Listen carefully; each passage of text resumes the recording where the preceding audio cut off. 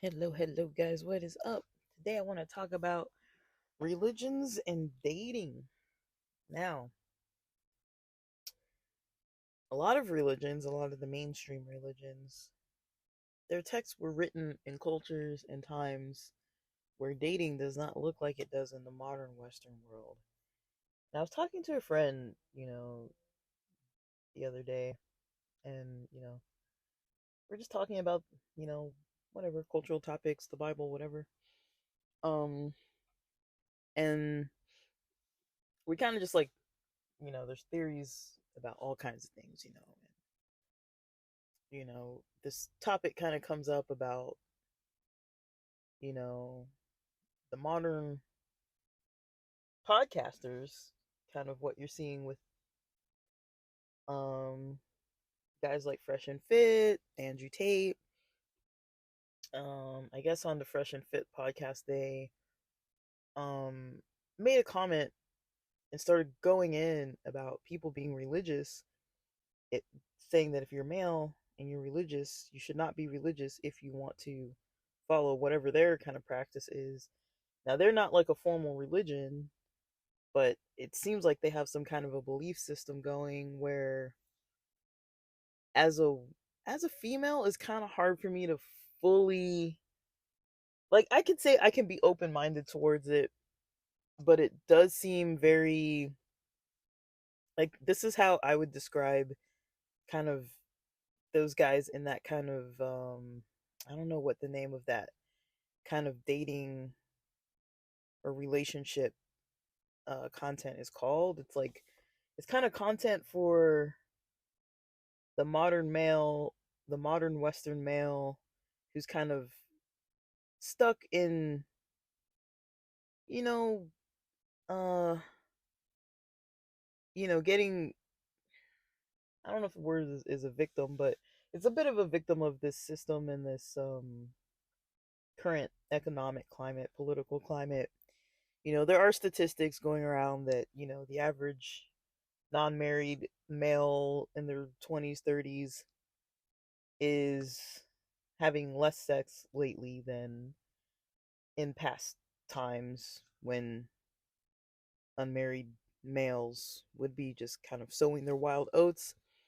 Um, Dating in general has changed significantly since 2018. If I consider what dating looked like at 20 in the year of 2018 compared to like now, like I was a little bit younger too, but it was also like everything was cheaper.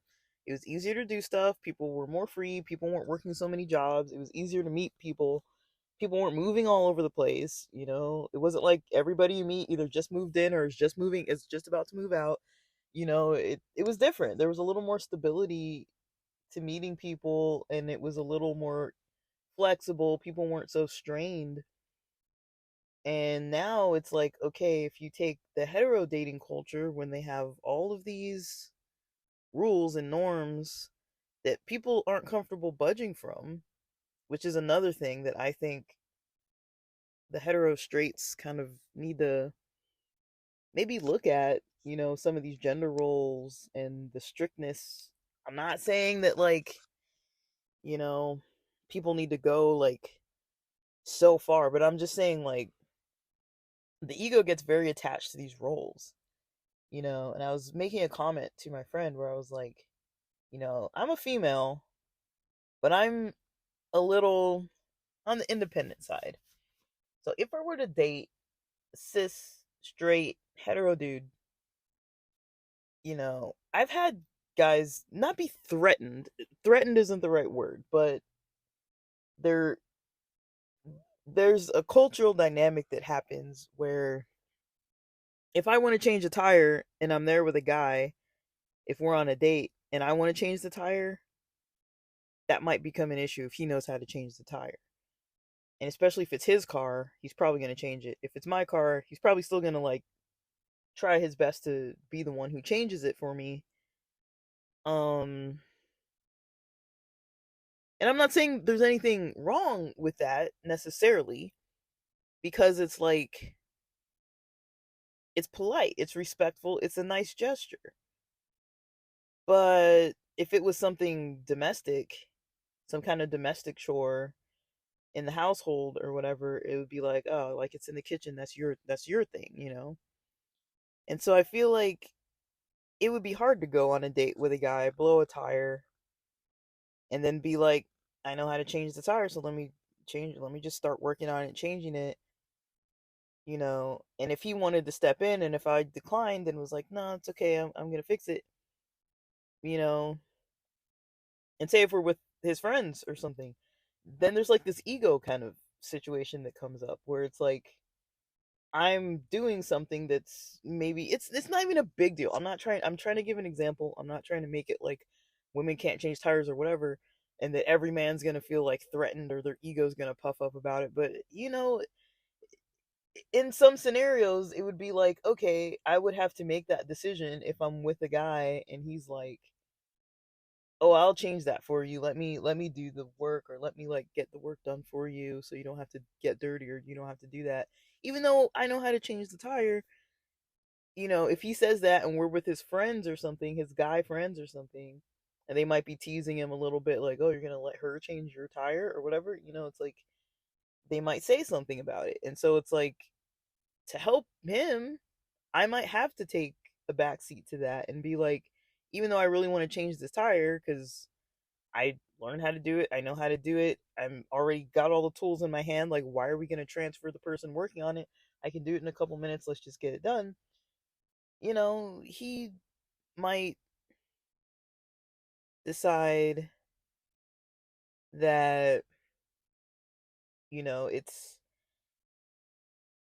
it might become an uncomfortable setting, you know. And I brought this up, you know, to my friend where I was kind of like, you know, these kind of like strict rules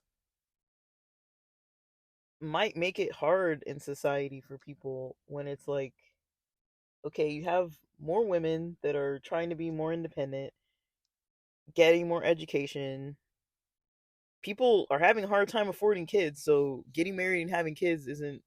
I'm not saying people aren't doing it, but a lot of people around me, a lot of females around me are focused on their careers. They're not so focused on, like, yeah, they want to date and stuff, but it's like they have to prioritize their careers and their money, and they're very smart and they went to school for a lot of things and they're very career driven. Even if in LA and San Diego and places like that you're not making a whole lot of money compared to the cost of living, um I know a lot of females that are still struggling, especially the ones who live alone, but they're making good money and they have good career opportunities. Just it's the area where we live that's making it a problem. So for them to try to find a guy that kind of cares equally about his career, um will still want her to work, and she's gonna try to start a relationship while they're both working super hard and barely have time and energy for one another, and don't really have a lot of extra money to spend anyways because you got to pay that super pricey $2,000 studio apartment rent. You know, it's gonna be kind of hard to kind of even want to meet people, and then when you do meet people, it's, you know, hard. And then if you're not going Dutch on, you know, outings, and if you're traditional in a hetero relationship and you got this guy paying for all your stuff, a lot of guys nowadays don't have the money to pay for all these dates. And if they do, they don't want to spend it on all these dates. And I don't think they should have to, in all honesty. But then it's this other ego thing that kind of comes up. It's like, well, he's the man. So if the woman keeps paying, he might feel a certain way about it, or she might feel a certain way. Like, I've heard women say things like, he's cheap, he won't pay. Like, I don't think I have a lot of friends that are like that necessarily, but it kind of is there. It's kind of like a little bit there where it's like, you know, if one of my friends who's like a cis hetero woman met a guy and he was like, "Oh yeah, I just want to be like a house husband." I don't know, like, I don't know if she would date him, or I don't know if the majority of my female friends would date a guy like that. And, you know, a lot of my female friends want guys that have like financial ambition. Um And you know who doesn't? But I mean, people aren't like, oh, I need a mansion, I need all this stuff, but just the society and to make it work, you really have to have a lot of income out here. So I kind of understand, like, when guys are saying things like, they're fine. Like what I'm seeing it as with these Fresh and Fit and Andrew Tates and all these kind of guys in these relationship podcasts are kind of talking about when they're not being like misogynistic, or the part that makes me think that is not always 100% misogynistic is because of the reality of it. They're stuck in these roles. They A lot of 20 to 30 year old 20 something to 30 something year old guys nowadays can't afford a lot of things, you know. Um and so for them to try to attract a female with all of these rules that they're trying to use, like, say if they have to be taller and more financially stable and paying for all these things more than the woman pays for it, it's like to get to that status takes a lot nowadays for anybody, men or women. And so if a man kind of has to keep that role where it's like he can't even just be a house husband or making more less than the woman or not paying for all these dates or saying, hey, like, we're going to go out but it's going to be free, or saying, hey, like, we're going to go out but can you pay every other time, which I think are logical things to say, but it's like a lot of times guys can't say that, and the straight culture doesn't allow them to do that. And the reason why I say the straight culture is because when it comes to the non-straight culture, things get a little bit different because there is so much more flexibility. There are still those rules there from the heteronormative culture, but it's not the same exact thing. You know, if you got two guys going on a date, I don't think they're both gonna argue like what who's taller, who's bigger, or broader shoulders, or older is gonna pay. I mean, it's kind of like it doesn't really work like that. There's not like a hard and fast rule. Same with women. If two women are dating each other, there's not a hard and fast rule.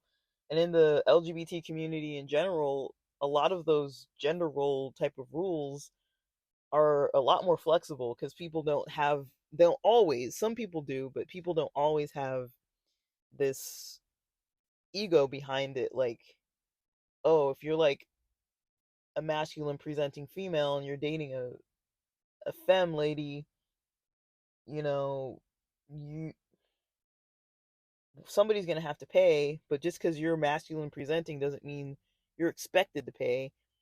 Kind of a little bit, but not really, not always. So it's kind of like, there are these rules that are kind of like different. And so, you know, and so when it comes to dating in general and these guys that are kind of on these podcasts that talk about all these dating kind of concepts, um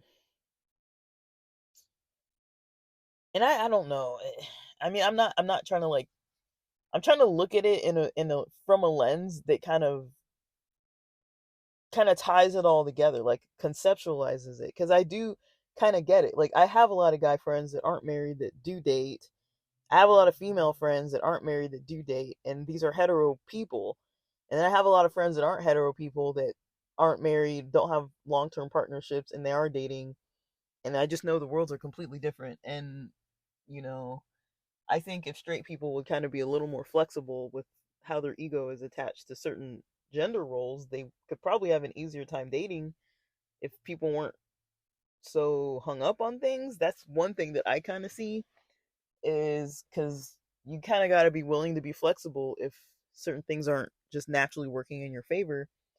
Um, and then I have a lot of female friends that are out there that are like, oh, I can't find a date. And like, but then the dates they go on, when I hear their complaints about the guys, I'm like, I don't really understand, like, how come they can't be flexible on certain stuff, you know? And then they wonder why they don't have a man. And it's like, well, some of those things that you were complaining about, like that he didn't pay for your dinner or he didn't buy you a drink. I mean, if you never discussed it, like, why are you assuming he's going to do it? And then you're not going to go out on another date with him because you each paid for your own meals separately? I mean, like, that to me isn't. I don't know. Like in my mind, I'm like that is fine. Like why should I mean I know what tradition says and things like that, but it's like why do you have to stick to that? If you really want to date somebody, is that what's going to make you not want to date them? Is just because you have to pay for your own food when you go out on dates and you're not getting treated? I mean, it doesn't have to be that way, you know? If you're an independent woman and you have a job and you have a career and you went to college and you're making money, why should somebody else have to pay for your stuff? You know? It's hard for me to really fully understand that. I don't fully understand that. And especially when the economy is really bad, I don't really see how that is an issue. And especially if there's a discussion about it where somebody's like asking like, "Hey, can you please pay for this or bring this discount, this card will get a discount if you bring your student ID," or like something that's a little flexible, you know. I don't think it's too much to ask, but I think a lot of people won't do it because it doesn't look good and society's not ready for that yet. I don't think society's fully ready in all parts of the western world for that. I guess I started off talking about religion. Um about dating and religion, but I think it's also important to talk about the modern world too, because it's like, um, dating and religion, you know, when it comes to somebody trying to be, um, trying to follow kind of what their religious texts kind of say, a lot of these texts, a lot of these religions, the texts were written so long ago that it's like they didn't really even have like, you know, a lens for dating. Like dating wasn't really a thing. It was more like long-term or short-term arranged marriages and then you just get married and deal with it. So you don't really see a lot of the courtship, the dating, the rules. Like I think with some modern congregations in the Protestant church, I know the Adventist church has a book about like it's not about dating specifically, but it's called the Adventist Home and then it has something about courtship in there. I'm pretty sure the Mormons have something like that. You know, there's a lot of these kind of religions that kind of have like some strictness to them where they kind of have people that they consider prophets that are writing texts and things and they don't say that they say it's like secondary to the Bible, but they'll still try to live their life according to this more like modern knowledge. So I do know that it exists, but it's not I don't know. I would say that um it's kind of like because my youth pastor used to talk about this, and he would say, or maybe he was like a collegiate pastor. I don't know. I had him for a long time, up until I was in college. So like he was there when I was in high school and in college. So he was like the young adult pastor for a pretty lengthy amount of time, and he kind of had a point because it's like a lot of churches teach things about chastity, about um all kinds of stuff that they teach like all these like hands off rules and like no kissing and those promise rings and all these sexuality type things where they're like limiting your sexuality experiences because according to some prophet or some biblical interpretation or some tradition it's not okay to do these things, but I would say I knew a lot of people who were doing those things when I was younger. And we were all younger and a lot of people I knew were kind of doing those things and a lot of people weren't. Like it was kind of normalized to not you could be not like very sexual with people that you were attracted to or dating or kind of crushing on and stuff, or you could be more like sleeping with people and stuff like that. But there was still a taboo to it, but it was almost still seen like you're kind of cooler if you're kind of like having sex with people and like experimenting and things like that. Like, I feel like that's how high schoolers think. Like they want to do the most mature version of whatever it is. So when th're not doing the mature thing, what's the more mature adult thing like drinking because adults drink and smoking, adults smoke. it's not, I don't think it's necessarily like, because I think that's where a lot of peer pressure comes from, is like, well, I think it comes from like insecurities and things like that too, um but I think a lot of peer pressure comes from um just you know like people feeling the peer pressure. I think nobody wants to feel immature or behind, or more childish, so they try to prove themselves by doing these things that are maybe adult things, even if they're not like fully wanting to or ready to do it. Like if nobody was like pressuring them to do it, or like inviting them to do it, a lot of people, I feel like, probably wouldn't have done a lot of things that they did. I'm not saying that they regret it, but I feel like the people who were experimenting with like sex and drugs and things like that, I feel like a lot of them probably wouldn't have done it if somebody else wouldn't have kind of like brought up brought it up to them or something. I'm not saying people don't want to, and I'm not even making a judgment about it. Like, I'm not really too hung up on that kind of stuff. Like, it's not really something that's like that like a that like directly affects my life anyways. So, um I don't know. I don't really think it's easy to kind of put together like a complete framework. Like if you take away the traditions of all those things I mentioned, like the promise rings and all the kind of like guilt tripping stuff that churches do, and other religions do things like that too. Unless people are going to start arranged marrying their kids, I know there are cultures that do that, but you know, in Los Angeles, California, most Americans who don't have parents from other countries aren't really trying to like, unless you have a family from another, like, kind of like a certain religion or some other kind of like ethnic background where that's what people usually do. I don't know that people are like actively like adopting it and like, oh, let's do more arranged marriages, but that would be an option for all this crisis of people getting married and stuff, or not being able to get married and not being able to, you know, have kids or want kids or afford kids, going back to these models where people aren't like, oh, you're 18, you don't live at home anymore, you got to get out and like have your full independence. That's another thing too, is like people moving back in with their families.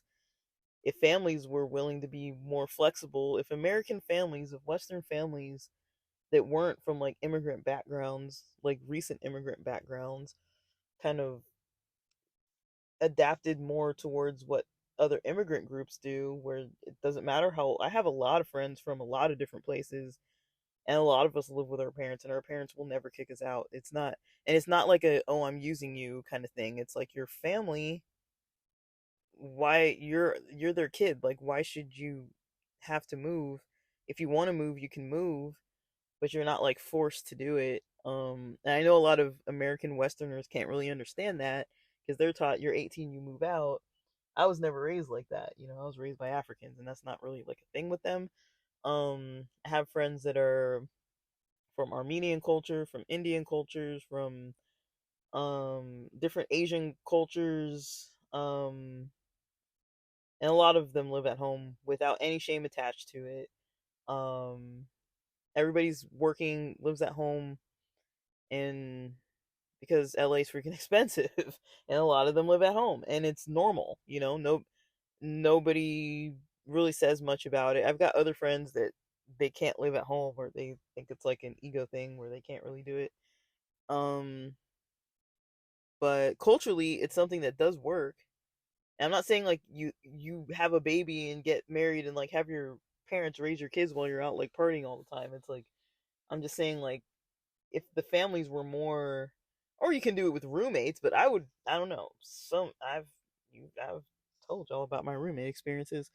um my family's a better option to live with than roommates, than any roommates I've had anyways. And um you know I'm not like planning on getting married or planning on like having children or anything, at least not anytime soon. It's not like actively part of my plans, but if I were to do it, living at home would be an option. There'd be more support there. And when I mean support, I don't mean using people or like taking advantage of them, but it's like, my job options would be a lot more flexible because I wouldn't be concerned about childcare when I have a parent that's retired that's literally home all the time. You know, they could be available to watch a kid, for a little bit if I had to go run extra errands or do extra things. The cost of living is split, cheaper than getting your own house or your own apartment. It's just, there's a lot of benefit. Like everyone kind of benefits in their own way, but then kind of loses a bit of themselves in the process. It's more of like, that's more of how like collective cultures think. It's more like you're doing what's best for all of the family, but it's like you're losing a little bit of yourself at the same time. Like you're not completely independent.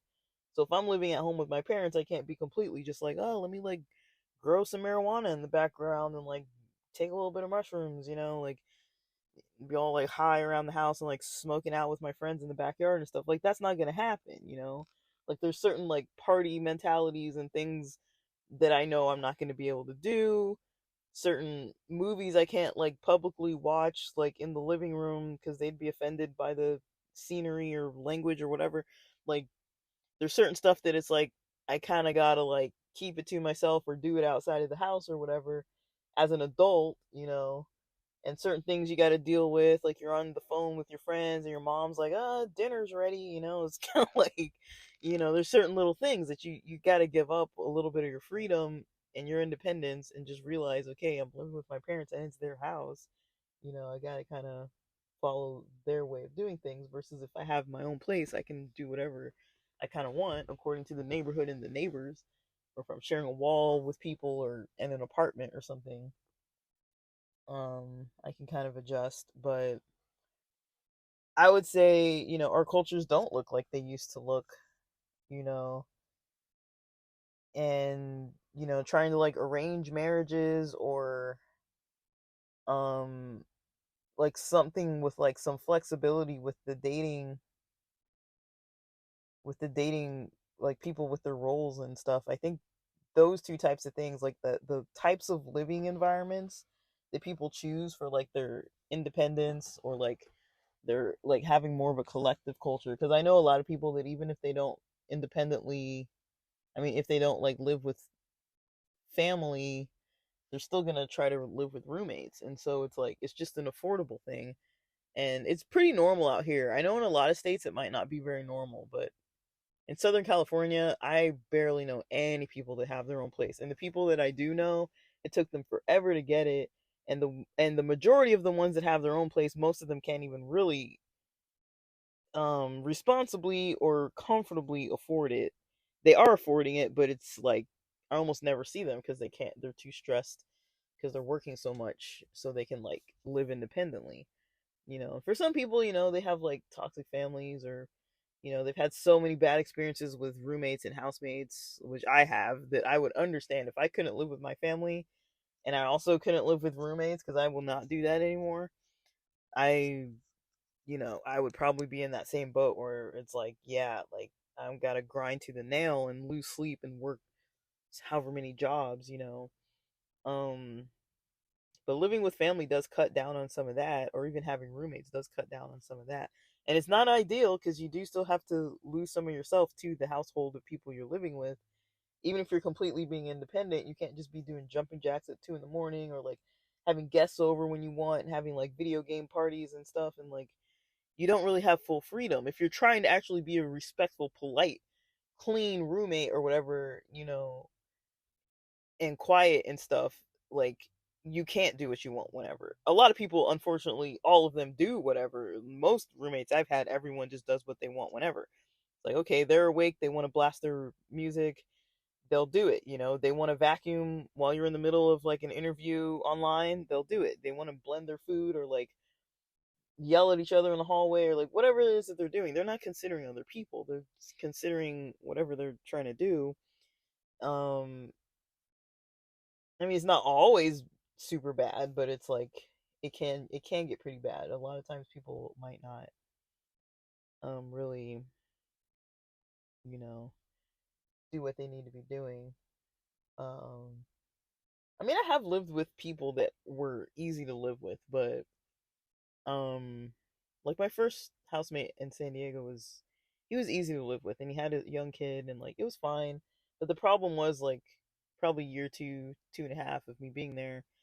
His mom moved in, and she was the issue, and we had less space because he was now sleeping in the living room, and his mom had his room, and she was like really rude, trying to interact with me, and was super toxic. And he was depressed and sleeping in the living room on the floor, on his mattress all the time, and it was just the tension in the house alone, with her neurotic kind of ways and things like it got me out of there quick. I was like, bye. But I mean, if it when it was just me and him, and his kid would come every few days, like it was fine. Like we got along fine. I didn't like living with people. I was stressed out, but he was fine to live with. Like it wasn't like an issue.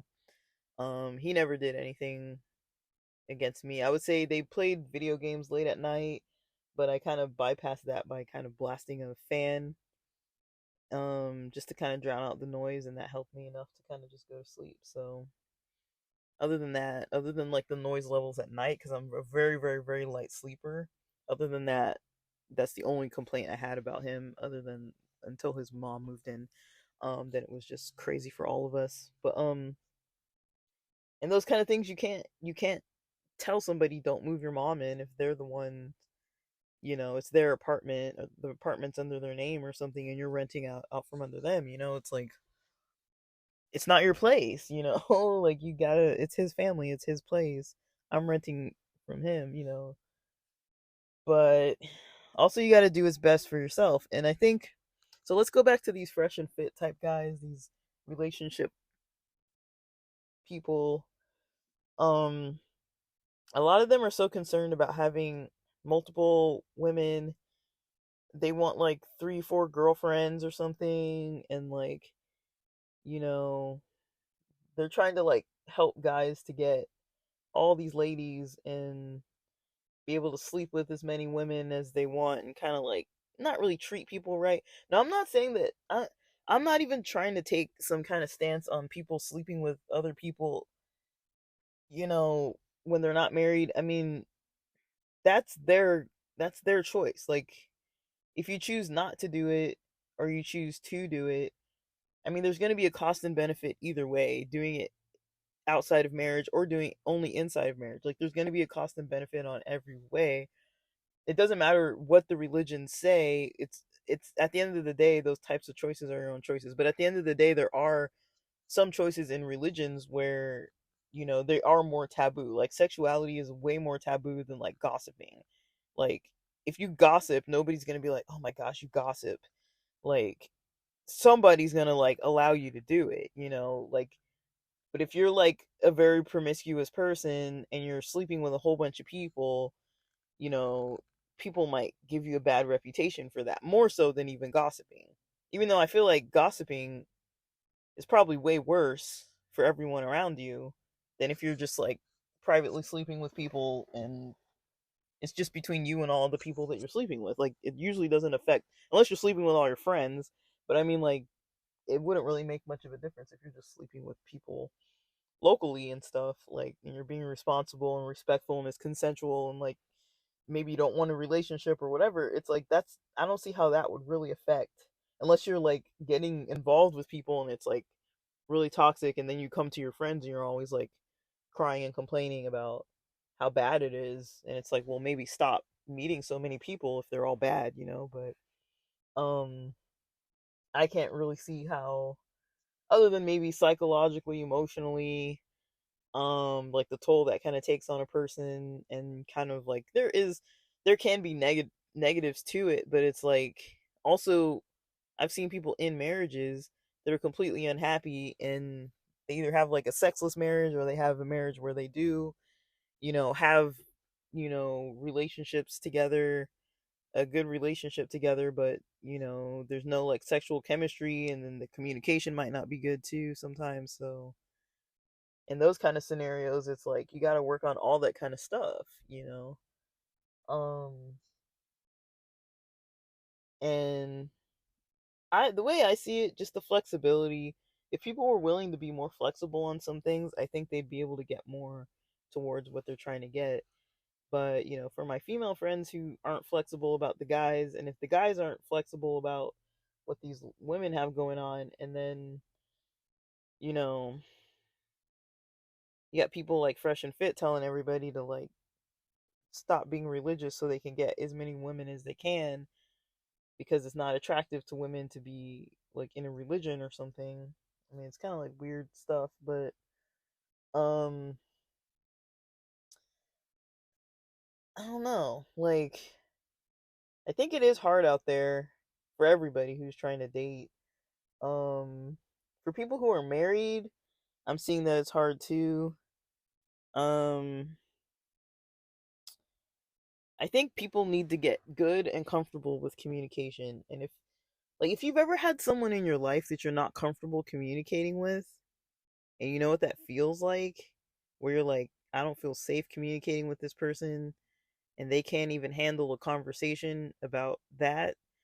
It's like trying to even get past that barrier with someone that you're into or married to. It's like that alone is already like a super hard thing to have to deal with. And it's draining, and it's like you still got to go to work even if you're arguing all the time and stuff. You still got to get other stuff done and try to keep this relationship going. And some people don't do very well with like emotional social stress. I'm one of those people. I'm like, you know I don't do very well with people who are very insensitive, like having very insensitive people around me.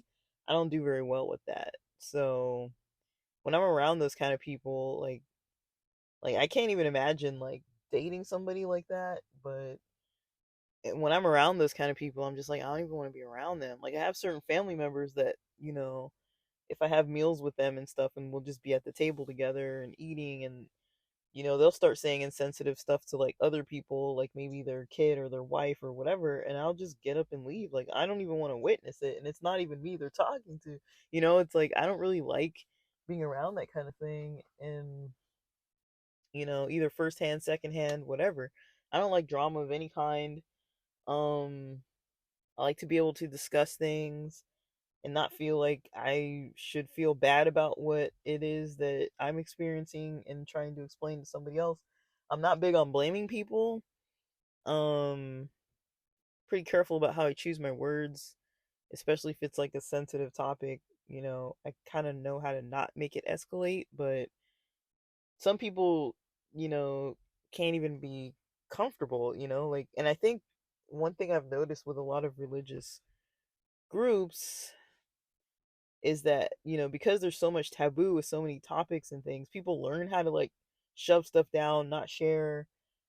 I know somebody once who went to a church group, um, who, they're like, oh, let's talk about our weeks, let's talk about our lives. And if you're not part of like Protestant and maybe even Catholic like youth group culture, like a lot of these groups, you kind of know that you can't just be open and sharing. You kind of know that you can't really form like a deep community with them because they don't allow it, they don't want it. Now I'm not saying that's the majority. I don't really know because I've had about 50-50 when I was involved with groups like that. I would say there were groups that I felt way more comfortable sharing around, where people listened. They weren't like, at least if they were telling everybody what I said, I never heard about it, and I never hardly heard other people talking much negatively about other people. um when we were around, we would like hang out, like the good experience groups, we would hang out, we would talk about things, but it was kind of hard to get deeper with a lot of people because they weren't comfortable with like sharing deeper things. um but I do think that does need to happen for relationships to have more security to them. But you don't always have to be sharing like the most deep thing like all the time, and that's the only conversation you have. Like you can have like stupid silly conversations, fun conversations, like it can be like all kinds of variety of conversations.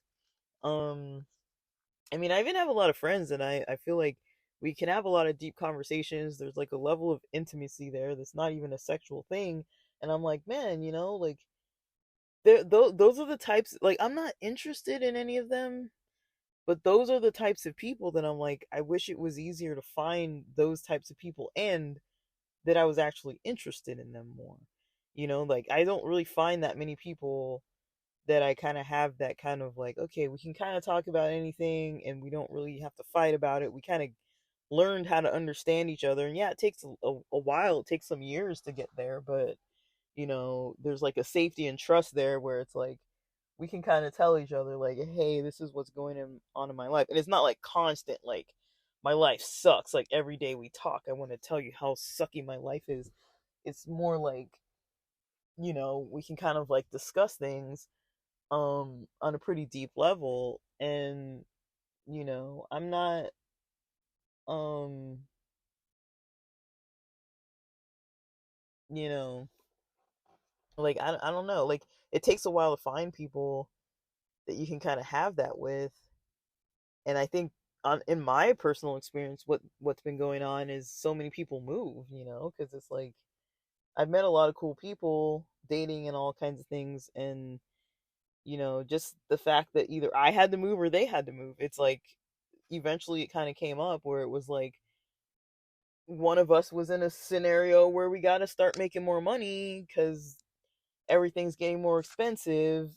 And it's like, oh, I got to move to like study and like have more energy to study, so I got to live somewhere else now so that I don't have to pay as much. Or like people moving because their rent's been hiking up like hundreds of dollars a month, that they're paying more now than compared to before.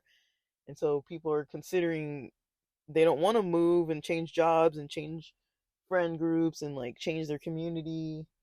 But a lot of times I've noticed in my Southern California world, that's very, very common where people are moving out. So I have met a lot of really cool people, but it does make dating harder too, because it's like, okay, are they gonna move? Like, are they gonna stay? Like, what's going on? Like, I don't meet that many people lately that have been wanting to stay. And I've probably dated some people that I thought were a good fit. Now, were we the same religion? I don't know if I've ever dated somebody who's like, who I would say is the same religion exactly. I don't even think I really claim a religion in general. I mean, I practice certain beliefs and certain things. It's hard for me to like put a title on it, because I think if I say I'm this religion, people would assume a whole bunch of stuff that I don't want people to assume that about me. Because I don't agree with it, or I don't practice things that way, or I don't see things that way, and it's a big part of some of those religions. Um, so things like that. Like, I'm not Muslim, but if it would be almost equivalent to being like, okay, I believe in, like, when I see my Muslim friends and I see how they practice the religion of Islam and how they live their lives based on what, the texts say, as far as like the social aspects of things and how they treat people, I love how beautiful it is and how I've seen them be. But I wouldn't call myself a Muslim, but I try to take on some of those kind of practices because I'm like, I never learned anything like that when I was growing up Christian. I wasn't around people who could be like that, who were comfortable and, kind of, um, were so aware of how to kind of be like a really sensitive, open person. I wasn't really around those kinds of people. And, so when I was around it with Muslim friends, I was like, I love this and I want to try to do that more. I wouldn't say I'm very good at it, but I mean, like, it's something that I've actively tried hard to try to incorporate more into my life. But I'm not a Muslim. I don't like adhere to the Quran. I don't, try to do the five pillars. I respect them. I'm not gonna do Hajj. I'm not gonna pray 5 times a day.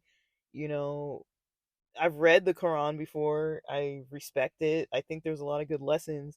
I feel the same way about the Bible. I feel the same way about almost everything I've read, that it's like there's a lot of good to take out of it, even if I'm not gonna claim that label.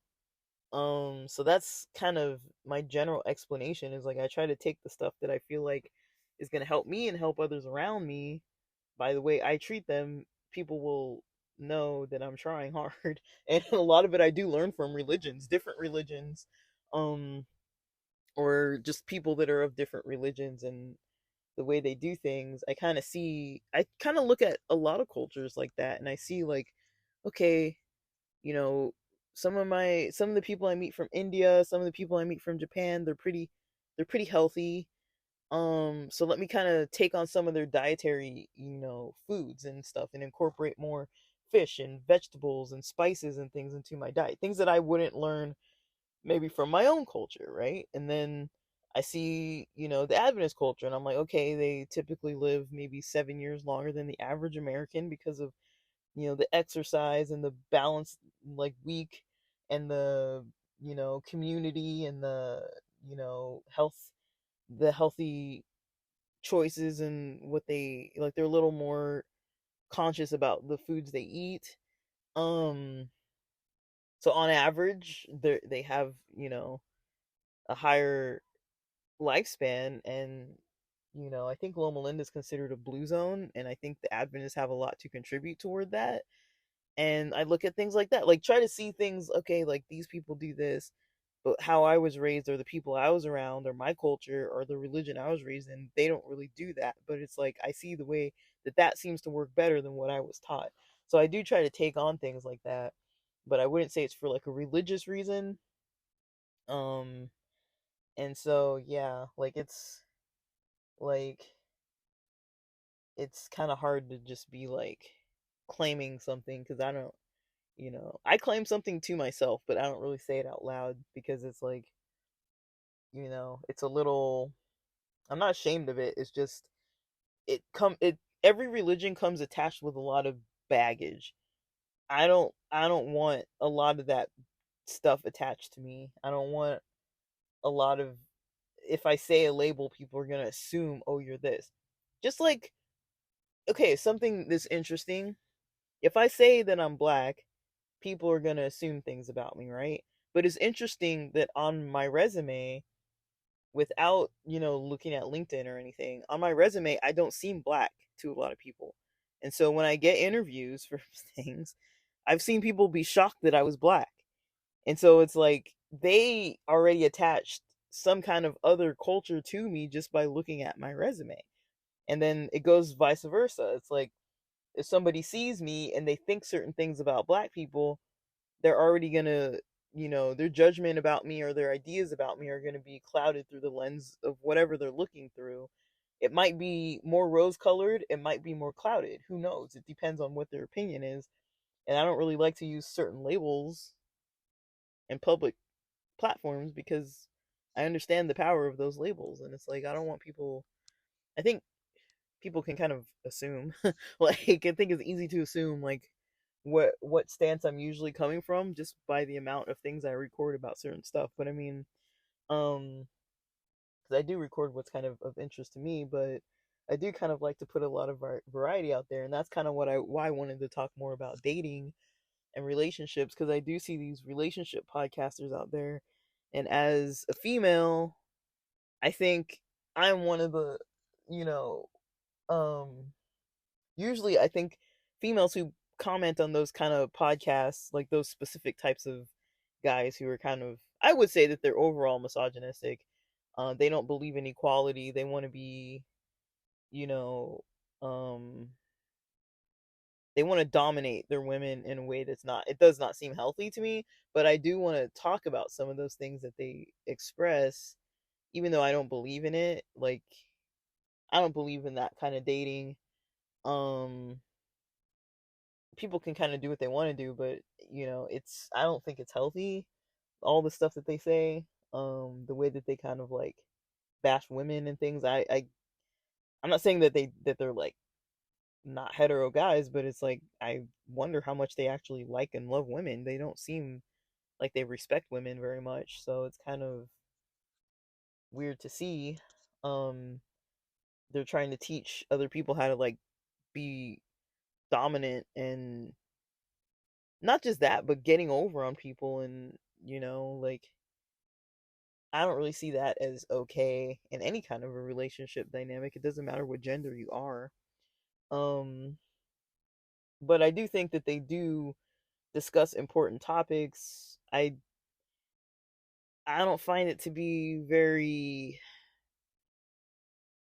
approachable. It's kind of a turnoff, but I've got to respect that they've got the attention of a younger male audience, that I think they could do a lot of good if they kind of were able to kind of be more of mentors versus like, okay, here's how to like, you know, get what you want, and not really consider other people, because I guess they're trying to say that like if you're a guy and you've got a lot of money, women are using you for your money, and then so why not kind of use them for what you want? And like they're not talking about like abuse or anything, but they're just saying like, try to get what you want out of it because they're getting what they want out of you, kind of thing. But I feel like, okay, we'll have communication about it. Then you don't have to like try to be all sneaky and weird about it.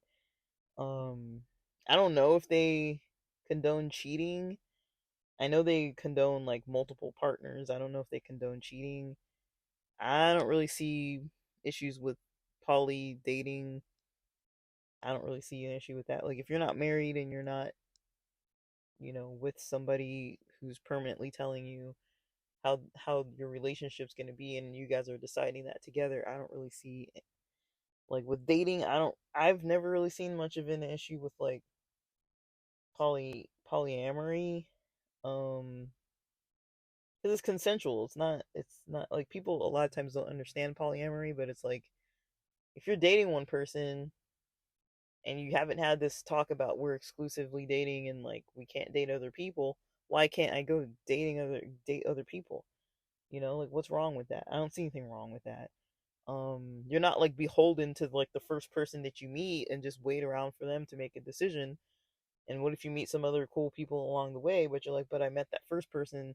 I mean, it's probably a lot easier to stick with one, but I mean, I don't unless that person is going to be like hurt by it, but it's like yeah, I think you're allowed to date. I think when things start getting more serious with even just one person, that's when there might need to be more of a discussion if you want to do other things. If you want to still keep dating around, maybe they're your number one, but you want to keep dating around. I mean, that's more of a sticky kind of conversation. If you're married and doing that, I don't really know what I think. Um, um, because I know back in the day, like there were a lot of men that had multiple wives. Um, the only real modern example I have of that is this Western is Mormons.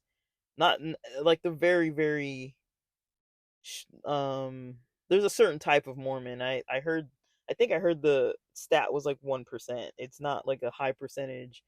There's a very small group of Mormons that do that, but they're in the modern Western world. I don't know how modern they live, but they're in Utah. Usually. I think they might be in other places too, but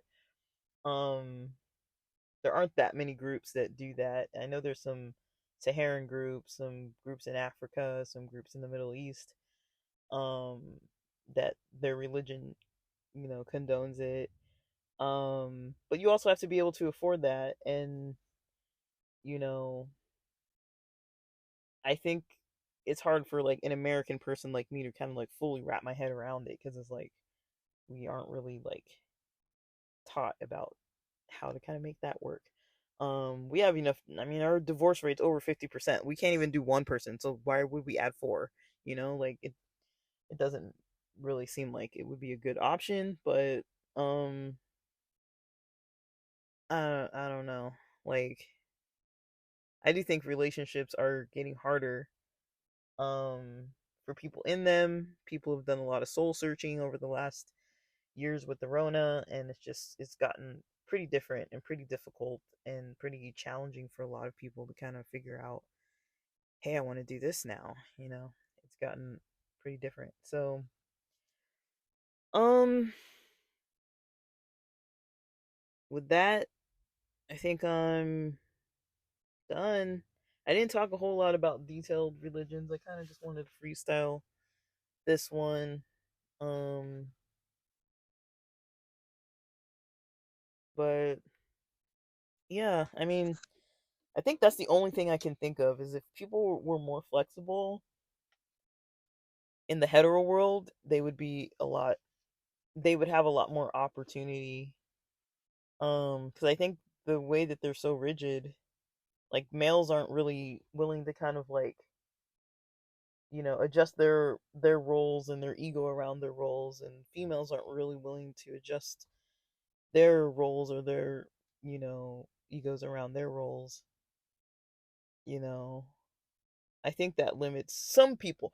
Just with the people I've spoken to, I think that's what I've noticed limits them. I don't know if that works for everybody, but I've noticed that that works for them. And I'm not even having like a gender identity conversation or like a gender presentation. This isn't even like a topic along those lines. I mean, it's embedded in there, but I would say, you know, it's not really something that is supposed to be like impossible. Um Other groups can do it, but I do think that the cis hetero group of straight daters, that's probably the most strict group of dating. All the other groups aren't that strict. All the other types of, sexualities and genders um aren't really that strict. So, and I think in a lot of ways it kind of works in their favor, but they've got other things to deal with too. So it's like, it's not nobody's got it perfect on any end, but um yeah, guys, hopefully you like this topic. I like talking about relationship topics. They're kind of fun for me, but um I don't know. Um but I might talk more about some LGBT topics too. I feel like it's an extra layer to add onto here that I don't really know if I really want to throw it in because it's more variables to add to the picture. Um and yeah, it's just a lot to try to add in, but I think it would be, worthwhile, definitely including more LGBT culture and more cultures that aren't just the Western normative cultures. I definitely believe in all kinds of diversity, so I don't want to like leave anybody out, but I'm also not trying to like start debates and like cause arguments and like say things that people are going to be all like, you know, concerned about. But I mean, it's my podcast. I can say what I want, right? So I don't really know. I mean, if you guys don't like certain topics, I just assume you just don't listen to them. I mean, I've got a variety on here. I'm not gonna record only about the same thing all the time. And there's all kinds of people listening, so I want to be able to kind of, be, well rounded. I'm not very close minded. I feel like I'm way more close minded when I record on here. Just because I know a lot of there's kind of a lot of churchy people connected to churchy environments that kind of listen, which is fine. I'm not saying don't listen. I want everybody here, but I also don't want to cause chaos. I feel like it's hard, people get emotionally invested in certain topics, and it's like I'm not really trying to create some kind of like emotional stress. I want people to come here and be able to just kind of listen and like chill and not be all like, oh, like I can't believe you're talking about that. But it's like I think we have to talk about all kinds of things. It's theory and theology. It's not like one religion, one group, one thought process. It's all of the groups. Everybody should be represented here. And that's how we learn. Everybody should be learning from everybody else. And I would assume that people who tune in on here, they tune in because they like open-minded topics. Um, just because I'm saying something doesn't mean that I'm right. I'm just saying kind of the perspective I've kind of gathered and kind of taking different angles on it. Um, I do actually have a lot of strong stances about a lot of things about what I do for my own self, but I mean, I don't really care what other people do for the most part if they're not doing like illegal things that are going to directly affect me or my friends or family. or the society that I live in, if they're not really directly affecting something negatively, then like I really don't care that much. As long as they're okay. I want everyone to be okay and have happy days and feel represented. So, all right, with that, I gotta get home. I'm cold.